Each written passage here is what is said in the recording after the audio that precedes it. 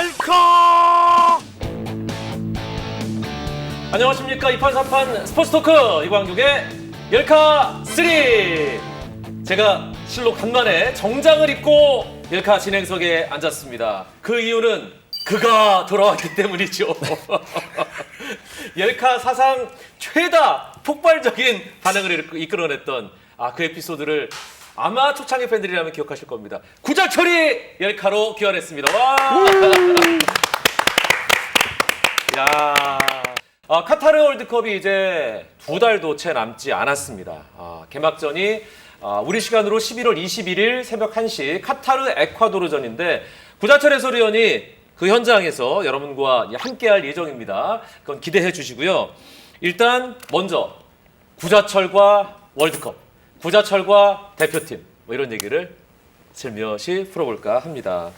일단 2009년에 이집트 20세 이하 월드컵부터 2019년 아시안컵까지 정말 많은 대회를 구자철이 때론 주장으로 또 때로는 든든한 어떤 고참으로 치렀는데 그중에 가장 본인이 기억에 남는 좋았던 대회는 뭐였을까요? 아시안컵 2011년 1년. 카타르 아시안컵이죠. 첫 번째로는 제가 우러러보던 선배님들하고 같이 지성이 형이나 영표 형이나 두리 형이나 뭐 형들이 같이 한 팀이 돼가지고 경기하는 거가 굉장히 좋았었고요. 어렸으니까. 지금 아마 뭐 어린 선수들도 똑같을 거예요. 손흥민이나 황희찬이나 황의조나 황인범 뭐 이런 선수들하고 같이 경기하는 것 자체가 그때 저와 비슷하지 않을까라는 생각을 해요. 뭐 근데 제 커리어에 있어서 사실 빼놓을 수 없는 거는 런던 올림픽이고. 런던 올림픽은 절대적으로 제 커리어에 있어서 빼놓으면 안 돼요. 올림픽 얘기 좀 조심하셔야 되는 게 그 왼쪽에 앉은 분이 올림픽을 축구 대회를 안 치거든요. 올림픽은 온전한 축구 대회가 아니다. 그거는 상관이 없어요. 우리가 결과론 쪽으로 우리가 대한민국의 역사를 쓴 그건 거기 맞지. 때문에. 한국 축구의 역사적 사건을 거론할 때 빼놓을 수 없는 게 2002년 한일 월드컵 4강과 2012년 런던 올림픽 동메달. 뭐 이것도 인정할 수밖에 없잖아요. 한국 체육의 역사였죠. 한국 체육이 그런 거 이래.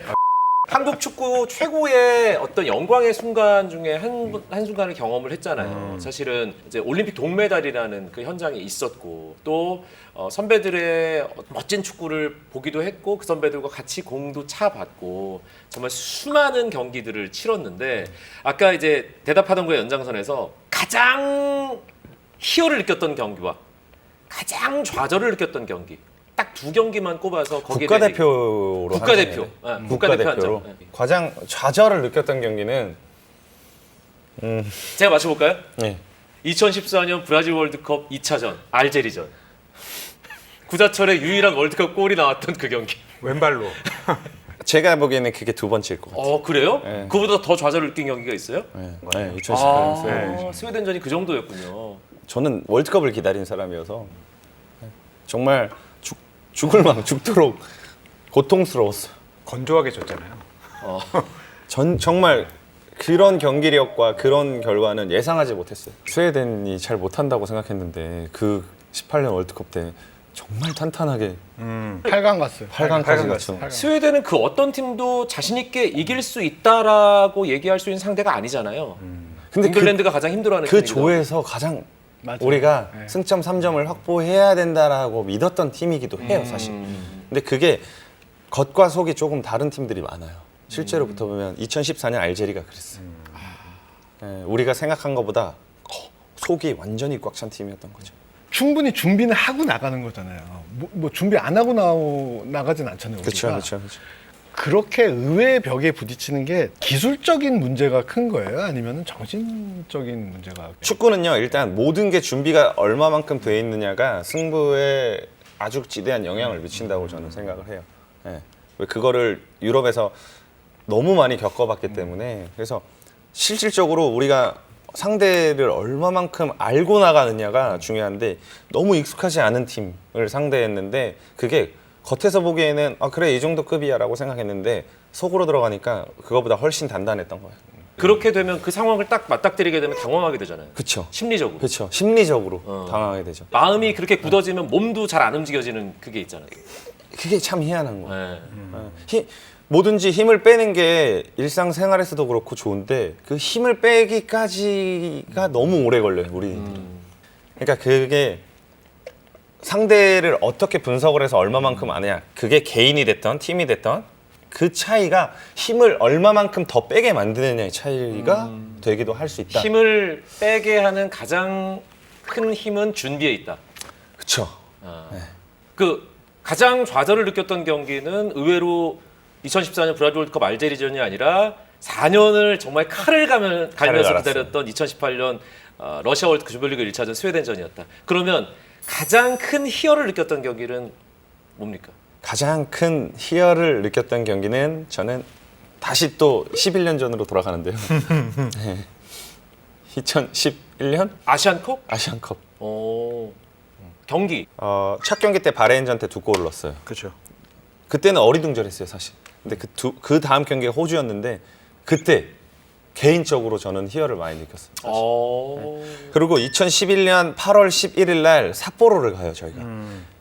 그때 제가 처음으로 유럽에 진출해서 비행기를 타고 경기하러 온 첫 경험이었어요. 네, 그거 처음 경험하면 깜짝 놀라요. 네, 너무 힘들어서. 네. 그러고 나서 3대0으로 지고 그 후로부터 정확하게 365일 후에 2012년 8월 11일 날 런던 올림픽에 웨일즈에서 카디프 스타디움에서 한일전을 해요. 그게 다 연결이 돼 있구나.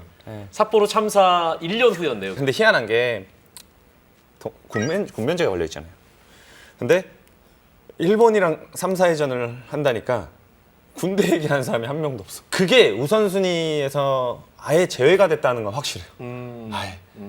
예, 이 대화의 주제가 군대의 주제는 없어졌어. 밥 먹을 때도 그렇고. 근데 저는 개인적으로 어떤 동기부여를 얻었냐면 2011년 8월 11일 삿포로에서 3대0으로 지고 일기를 썼는데 내가 일본과 다시 경기를 해서 지면 난 그냥 축구화를 벗어서 축구를 안 하겠다. 난 그렇게 썼었어요. 아 진짜로요? 진짜 농담 안 치고요. 아니 사실은 그만큼 지금 이 위반에 그런데 요즘은 왜 지는 걸까요? 라는 질문을 하고 싶었는데 한일전의 중요성이 지금도 굉장히 중요하지만 많이 다들 그러잖아요. 일본도 그렇고 한국도 그렇고 많이 누그러졌잖아요. 누그러졌어요. 안 누그러지고. 안 누그러졌어요. 뭘 누그러져? 제가 보니까 안 누그러졌는데 생각을 해보세요. 계속 져서 지금 많이 아니에요. 아픈 걸 뿐입니다. 일본한테 3대0 막 4골 막 했는데 최근에도 3대0으로 계속 지고 있잖아. 그럼에도 불구하고 감독 교체나 정말 막 그게 막 막장으로 안 가잖아요, 사실. 사실 진짜 네. 그 근데 11년 전에는 그 삿포로 참사랑 또 레바논 가서 2차 예선 네. 진 게 조광래 감독이 중도 하차하는 결정적인 이유가 됐거든요. 당시에는. 맞아요. 근데 제가 선생할 때는 한일전 할 때는요. 대화 자체가 달랐어요. 경기 준비할 때 대화 자체가 달랐어요. 그 성격이. 그러니까 이건 벤투 감독의 단점이기도 하지만 나는 큰 장점이라고 생각을 해요. 외국인 감독이니까 할 수 있는 거예요. 한일전의 특성상 한일전에서는 전술을 바꾸고 지략을 바꾸고 하는 게 한국인으로서는 맞아요. 뭐냐? 공중보 올라오면 싸우고 5대5 애매한 경합 상태 싸우고 사이드를 이용해서 뒷공간을 파고들어서 앞에서부터 싸우고 진짜 죽여버려야 된다는 생각으로 아 이건 경기장에서. 축구가 아니라 전쟁이다 이런 느낌으로 그쵸. 준비를 하는군요. 그렇죠. 우리는 그렇게 해요. 야, 줄 데 없으면 무조건 오른쪽 왼쪽 뒷공간으로 때려놓고 무조건 올라가는 거야. 그러고 나서 싸우는 거야, 지지 마. 근데 벤투 감독님은 한일전인데도 불구하고 자신의 철학을 그대로 갔어요. 빌드업 축구. 평소랑 빌드업 축구. 다름없이. 그쵸. 네. 제가 그래서 외국인 감독이니까. 그리고 한일전에 졌는데도 불구하고 경질설이나 이런 거를 정몽규 회장이 정확하게 지지한다라고 성명 발표를 했었고 저는 그 부분에 대해 있어서 한국 축구를 사랑하고 진심으로 아끼고 월드컵을 준비하는 협회로서 아주 중요한 포인트였다라고 생각을 해요. 아 이게 우리가 잘 생각하지 못했던 포인트를 지금 구자철 선수가 짚어줬네요. 그러니까 우리나라 감독은 한일전을 준비하면서 어쩔 수 없이 힘이 들어가고 이건 전투다. 너희 여기서 지면 다 죽는 거야. 이렇게 되는데 벤투 감독은 평정심을 유지할 수 있다. 이게 어떻게 보면 장점일 수 있다. 너무 평정심 유지하시면 안 될 것 같아요. 아까 얘기한 것처럼 이 한일전, 그러니까 그건 맞는 것 같아요. 이걸 과정으로 보면 당연히 뭐 저도 화가 나지 뭐 자르거나 그만해야 된다가 아니라 이렇게 계속 지면 그 경제적으로 그 심각한 타격이 옵니다. 왜냐하면 한일전이 그 자체로 명예인데 싸우거나 뭐 나쁘게 하라는 게 아니라 계속 이렇게 0대3으로 지면 이 축구 산업에는 너무 지대한 영향을 미치기 때문에 그래서 이렇게 특수성을 생각은 해야 한다고 생각해요. 네. 저는 그 말에 100% 동의를 해요. 근데 최근에 계속 져요. 한국 축구가. A 대표팀뿐만이 아니라 연령별 대표팀까지 계속 일본에게 지고 있거든요. 왜 그런 걸까요? 이렇게 가면 계속 질 거예요. 한국 축구는. 저는 그렇게 보고 있어요. 이렇게 가면이라는 왜냐하면 어떻게 가는 건데요?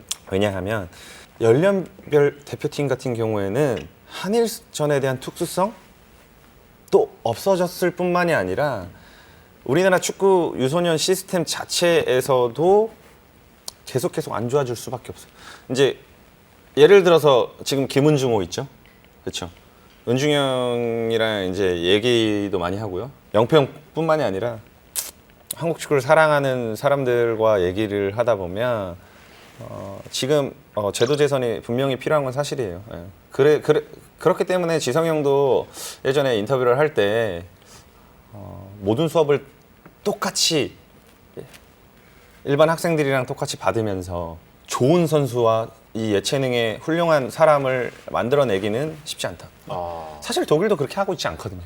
똑같은 건 없어요. 자신의 분야를 키우는 데 제도 개선이 돼 있는 거지. 운동하는 선수 머리 나빠. 운동 똑같이 하고 공부도 똑같이 해야 돼. 이게 더 바보 같은 정책이죠, 사실. 예.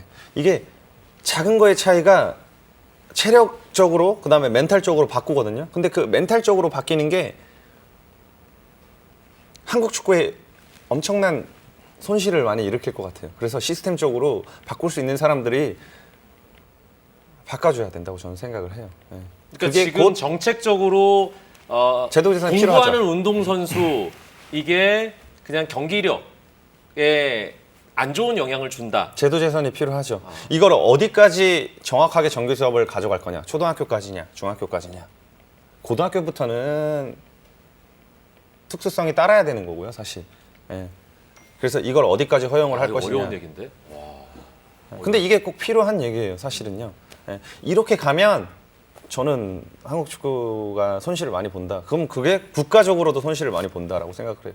예. 그러면 정말 잘하는 선수들이 혹은 정말 세계적으로 되는 선수들이 오히려 일찍 외국에 나가서 그쪽 문화를 이강인이나 손흥민처럼 빨리 접해야 되는데 그거는 개인적으로 너무 부담이 너무 많이 되는 일이기도 해요, 사실. 어떻게 생각하세요? 이러자면은. 근데 지금 한국 축구가 전체적인 방향성은 지금 말씀하신 대로 이 비관적이다라고 하는 거는 충분히 공감을 하고, 그런데 이제 저는 살짝 옆에서 이제 각도를 틀어서 생각을 해보면은 그거보다 더 근본적인 문제 때문에 한국 축구 또는 한국 체육이 문제가 있다고 생각을 하는 게, 공부 수업 시간, 저는 사실 그거가 그렇게 결정적이라고 생각하지 않고요. 솔직히 말씀드리면 결정적인 거는 저출산이라고 생각을 해요. 예. 저출산 문제가 자원 자체가 예, 계속 줄어들고 있다. 풀 자체가 줄어들기 때문에 한국에서는 정말 비약적으로 과학적인 그 육성 방법을 만들지 않으면은 한국 체육은 축구뿐만 아니라 모든 체육이 지금의 퀄리티가 계속 발전해 나갈 확률은 좀 낮다고 생각해요. 이렇게 구자철과 축구 얘기하다가 지금 저출산까지. 와, 나 지금 아니, 깜짝 놀랐어. 나 소름 돋을 뻔했어, 진짜. 우리 벤투 감독과 26명의 선수들이 2022년 카타르 월드컵 에듀케이션 시티 스타디움, 우리 구자철 위원이 그 누구보다 잘 아는 그 환경과 그 경기장에서 이제 우루과이, 가나, 포르투갈을 차례로 상대를 해야 되잖아요. 구자철은 한국 축구 중심에 있었던 사람으로서 어떤 유형의 팀이 대한민국이 상대하기 가장 어렵습니까? 아주 간단 명료하게 얘기하면 네. 일본 같은 팀. 왜냐하면 선이 굵은 축구는 하지 않아요, 사실. 예. 근데 아주 잘게 들어오는데 지금 한국 팀의 그러한 전술적인 면으로 봤을 때는 비슷한 축구인데 만약에 한국하고 비교했을 때 더 좋은 선수가 있거나 더 좋은 퀄리티를 상대 팀에서 발휘할 수 있는데 똑같은 스타일로 온다면 그게 가장 힘들어요. 아시아로 비교하자면 이랑 같이 딱 들어와가지고 상대 팀이 못 들어오게끔 해가지고 수비하고 우리 이런 스타일이 아니잖아요, 사실. 그렇죠? 그렇죠. 네. 그렇기 때문에 세밀한데 퀄리티가 높으면 거기에서 문제가 많이 일어날 확률이 높다. 우리가 6월에 브라질이 초반부터 그냥 너희 다 잡아먹어 버릴 거야라는 식으로 압박을 하니까 압박을 하니까 전혀 풀어내질 못했잖아요. 빌드업의 첫 출발부터 안 됐잖아요. 그래서 공 다 뺏기고 뒷공간 다 내주고 골 다 내줬어요. 아까 일본 같은 팀이라고 했지 일본이라고는 생각을 안 해요. 근데 걔네들은 우리보다 더 빌드업을 해요. 얘는 빌드업 자체가 없어요. 그냥 빌드업의 모든 축구가 다 그냥 뻥뻥 차는 경우가 없으니까. 브라질은. 네. 네. 그런 똑같은 스타일의 상대가 우리보다 훨씬 강할 때 우리 팀이 약점이 많이 일어나요. 그게 가장 극대화된 경기가 5월의 브라질전이었다. 네. 근데 약간의 운도 따라야 돼요, 월드컵에서는. 그리고 그건 월드컵 경기도 아니에요. 친선 경기예요. 중요한 건. 이게 분위기 타는 게 엄청나요, 진짜로. 네. 그래서 실질적으로 브라질 상대로 우리가 전반에 그래도 괜찮았지만 불과 황의조가 골 넣었을 때까지도 좋았어요. 좋았어요. 분위기도 좋았고. 근데 석연치 않게 그 페널티 판정이 나고 막 이러면서 좀 분위기가 많이 다운된 것도 사실인데 그러니까 우리 페이스를 더 그렇죠. 잃지 않고 잘 끌고 갈 수 있었는데 이제 흐름 하나 딱 엇나가면서 그렇게 됐다. 그리고 월드컵은요 준비 기간도 있고요. 이 팀의 멤버가 제가 어떠한 매체 인터뷰에서도 얘기하는 거지만 4년 동안 감독이 바뀌지 않은 상태에서 월드컵에 나가는 건 우리나라 역사상 거의 처음이지 않을까 생각을 해요, 저는. 한일전에서도 자기의 고집을 꺾지 않은 감독이에요. 근데 그 선수들이 그거에 처음에는 불만도 많았는데 그걸 월드컵 본선하면서 그게 거의 없어졌어요. 네. 빌드업 축구에 대한 거부감. 왜냐면 어렵거든요. 책임감도 많이 따라요. 개인에 대한 책임감도 많이 따르고 또 어려워요, 사실. 근데 그 과정에서 빌드업 축구를 하면서 실수를 겪었을 때 어떤 반응이 일어나고 또 그 상황에서 그게 얼마만큼 데미지가 있고 그다음에 그럼에도 불구하고 우리 축구에는 절대 바뀌지 않고 이런 과정들을 그 멤버가 그대로 고스란히 주축 멤버가 4년을 같이 했어요. 그러니까 끊임없는 반복 학습을 통해서 이제 벤투 감독이 신뢰. 추구하는 빌드업을 중요시하는 프로액티브 풋볼이 선수들에게 완벽하게 신뢰감이 주입했다. 생겼다는 거죠. 신뢰가 생겼다. 네. 예. 처음에는 불만이 있었고 불만이 없어졌고 그 불만이 신뢰로 바뀐 거예요.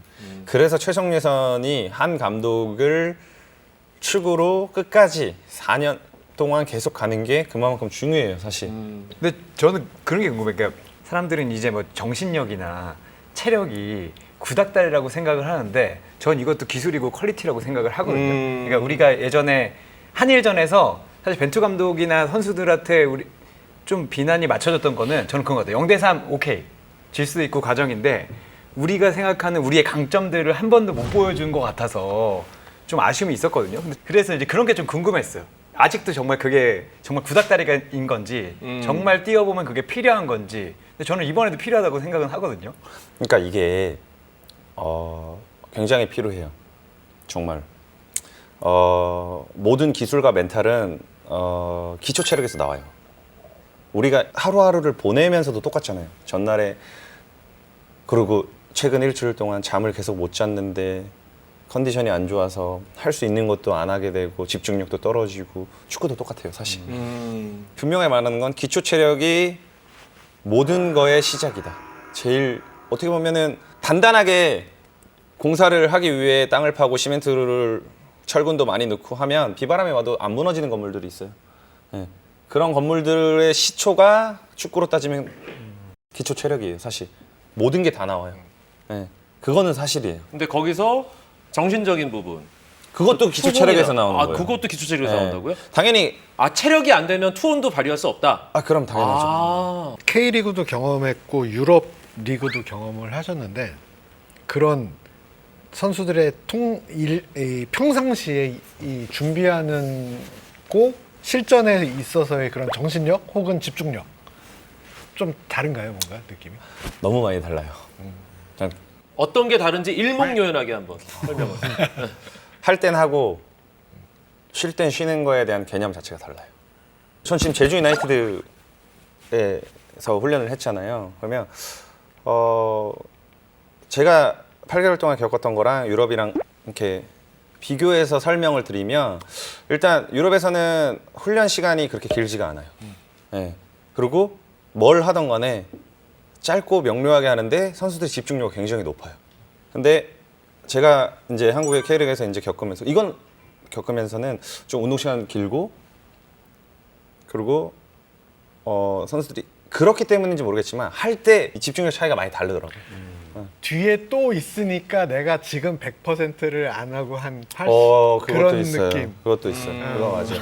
네. 그리고 우리나라 문화 자체가 아직까지도 내가 필요해서 내가 해서 내가 경쟁에 들어가고 그 경쟁에서 살아남아야 된다라는 책임감이 많이 없어요. 아직 부족하다. 왜냐? 끊임없이 누군가에 의해서 하는 게 너무 많아요. 그러니까 어렸을 때부터 시켜서 하는 게 그렇죠. 많은 거죠. 어렸을 네. 때부터 항상 누군가 시켜서 네, 그게 너무 익숙해져 있는 거예요. 그래서 그런 부분이 좀 빨리 바뀌어야 된다라는 생각을 해요. 제가 그래서 동료들한테 물어봐요. 다른 팀에서 온 선수들 있잖아요. 근데 다 비슷해요. 네. 이건 한국 축구의 문제지 제주 유나이티드 그 문제가 아니라 그럼 유럽 선수들은 운동 시간이 짧잖아요. 그럼 나머지 시간에는 개인적으로 뭔가를 계속 준비하고 100% 다 개인이죠. 네. 근데 중요한 게 항상 도움을 주는 분들 있잖아요. 코치, 그다음에 피지컬, 그다음에 피트니스, 그다음에 피지오 이런 우리가 직접적으로 도움을 받을 수 있는 한국에도 있고 유럽에도 똑같이 있어요. 이제 그 분들을 선수들이 필요한 사람들이 꼭 잘 이용을 해요. 개인적인 시간에. 개인적인 시간에 운동 끝나고 나 이게 필요한데 예를 들어서 마인츠 했을 때 오카자키 신지, 박주호, 그다음에 저 이렇게 세 명이서는 항상 목요일 정도 때 토요일 경기면 목요일 정도 때 항상 운동 끝나고 한 20분씩 따로 근력 운동을 꼭 해요. 피지컬 코치한테 부탁해서 거의 매주. 네. 운동이 딱 끝나면 바로 피트니스 룸으로 들어가서 한 20분 정도 근력 운동을 근력을 좀 채워줘요. 아우크스부르크 같은 경우에는 운동 전에 선수들이 뭐 필요한 사람들이 있으면 그룹을 짜가지고 운동을 하는 경우도 있고 개인으로 하는 경우도 있고요. 그러니까 필요한 사람들이 계속 찾아가서 하는 거죠. 자, 독일 얘기를 했습니다. 마인츠에도 있었고 아우크스부르크에서는 사실 뭐 레전드 로 팬들이 생각하는 선수이고 볼프스부르크에서도 뛰었고 이제 분데스리가에서 상당히 많은 10년 가까운 시간을 보냈는데 수많은 선수를 만났어요. 직접 그라운드에서 맞닥뜨려 본 선수 중에 누가 최고입니까? 레반도프스키. 아, 뛰면서 느껴요. 정말 위협적이다. 정말 위협적이다. 볼키핑 되고 빠르고 결정력 좋고 공중 좋고 그냥 다 좋아요.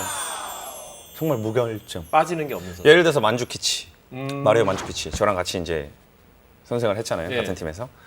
너무 훌륭한 선수고 너무 좋은 선수예요. 특히 크로스 공격에 대한 공중볼이 굉장히 강하고 골대 앞에서 몸싸움에 굉장히 능하고요. 예. 그다음에 일단 많이 뛰어요. 예. 굉장히 많이 뛰고.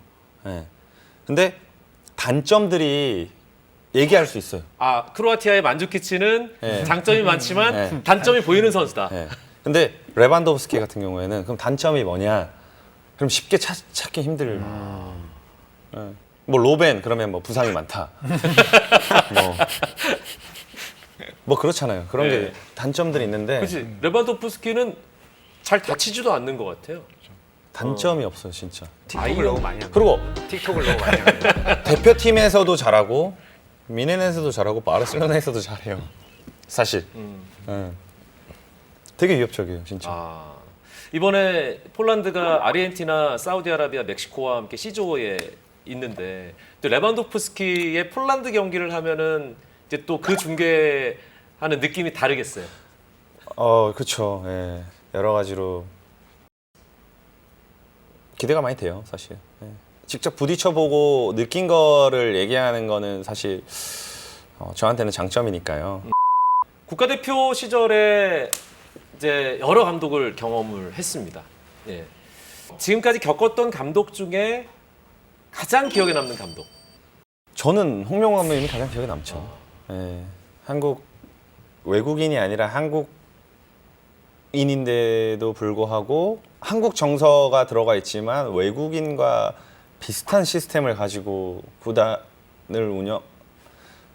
감독 자리에서 팀을 운영한다는 거. 그러니까 이게 독일 축구를 경험했던 어떤 선진 축구라고 할 수 있는 그 시스템을 경험했던 사람으로서 홍명보 감독의 팀 준비나 또 시스템은 달랐다. 이게 이렇게 얘기하는 거군요. 감독님 이제 예전에 이제 러시아 안지에서 이제 6개월 동안 연수 겸 코치직을 하신 적이 있으세요? 그때 이제 대화를 좀 한 적이 있는데 이게 유럽 애들이 하는 성향이나 문화나 그다음에 팀이 돌아가는 거에 대해서 좀 이해를 할 수 있는 시간이었다고 하시더라고요. 저랑 성룡이랑 주영 형도 그렇지만 대화를 굉장히 많이 했었어요, 사실. 요구도 굉장히 많이 했었고 저희가 그런 부분에서도 소통도 굉장히 잘 됐었고. 그리고 조광래 감독 그 2011년 만화축구 디테일, 특히 미드필더 지역에서 디테일이 굉장하세요, 정말. 예, 이거는 진짜 너무 큰 걸 배웠다 할 정도로. 정말로. 네. 정말 좋다. 이 사람이 날 바꿨다 할 정도로. 특히 미드필더에서의 그런 플레이에 대한 조언과 가르침이 대단하세요, 진짜. 그때 아시안컵을 치르고 미드필더로서 플레이에 대한 어떤 세세한 것을 체득한 게 독일에서 활약에 큰 도움이 됐겠네요. 그럼요. 그럼요. 정말 습관 자체가 많이 바뀌었죠. 자, 그러면 반대 케이스도 얘기할 수 있을까요?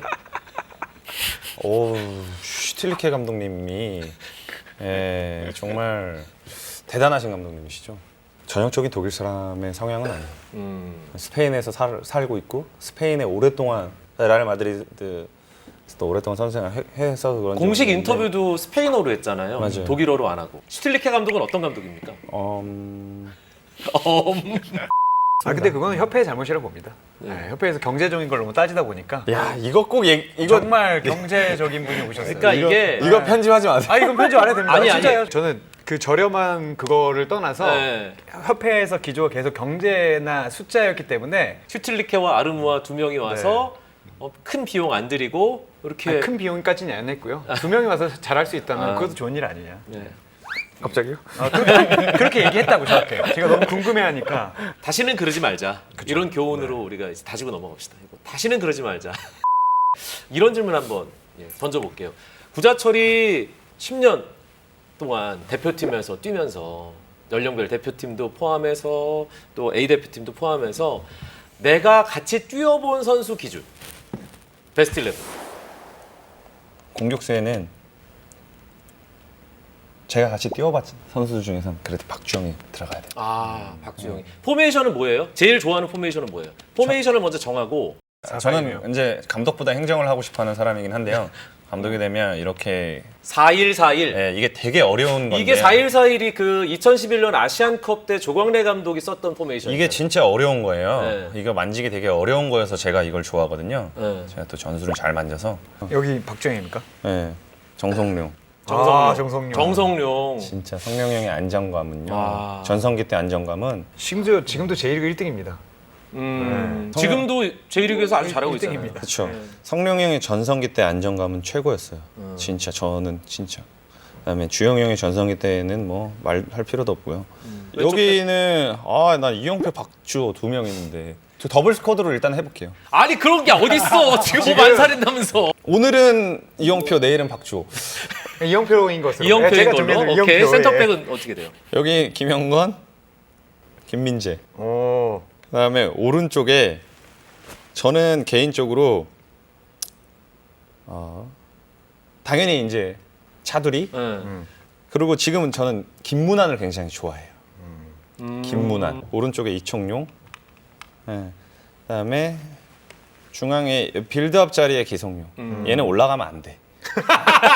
얘는 그냥 나서지 말고. 그 말을 하고 싶었군요. 얘는 나서면 안 돼. 자꾸 올라가서 막 나서지 말고. 얘는 빌드업 하라 그러면 진짜 잘해. 정말 잘해. 이 밑에서 딱 빌드업 이 높낮이를 여기를 왔다 갔다 거리면서 받아주고, 빌드업을 해줘야지. 열어주고. 이 역할을 되게 잘해줄 사람이 또 한 명 있어. 정우영. 아, 우영. 그리고 이 역할에는 제가 정말 좋아하는 황인범. 네, 황인범이 있고요. 지금 사실상 카타르 월드컵 대표팀이랑 네. 큰 차이가 없어요 지금. 미드필드 중앙 딱 한 달 남았어요, 이제. 네. 딱 한 자리 남았잖아요. 이게 이 역할은 이거 선수 누가 있었지? 선수가? 나도 너도 되면 내가 들어가. 사실은 여기 지금 사실- 이걸 위한 빌드업이었어.